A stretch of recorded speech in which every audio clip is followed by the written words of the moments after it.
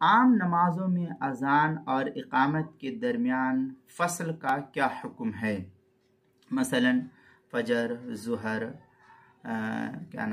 جمعہ اور عشاء، عصر، ان نمازوں میں جو فصل ہوتی ہے اذان اور جماعتوں کے درمیان، اقامت کے درمیان، تو اس طریقے سے دونوں نمازوں کے درمیان دونوں اذان اور اقامت کے درمیان کچھ وقت کا فاصلہ رکھنا یہ کیسا ہے؟ چنانچہ فجر ہے، ظہر ہے، عصر ہے اور عشاء، ان نمازوں کے اندر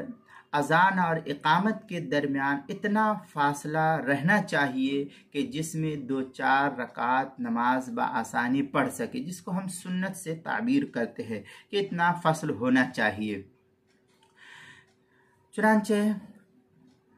ہندیہ میں ہے وَيَفْصِلُ بَيْنَ الْأَذَانِ وَالْإِقَامَةِ مِقْدَارُ رَكْعَتَيْنِ أَوْ 4 يَقْرَأُ فِي كُلِّ رَكْعَةٍ نَحْوًا مِنْ 10 آیات۔ یہ فتاوی ہندیہ کی عبارت ہے، پہلی جلد صفحہ 56، تاتار خانیہ پہلی جلد صفحہ 521، البحر الرائق پہلی جلد صفحہ 454، کتاب المسائل پہلی جلد صفحہ 257 اور 258 پر ہے۔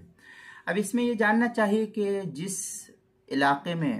بہت زیادہ فاصلہ ہو جاتا ہے، مثلا آدھا گھنٹے کا، تو اتنا فاصلہ یہ مناسب نہیں ہے،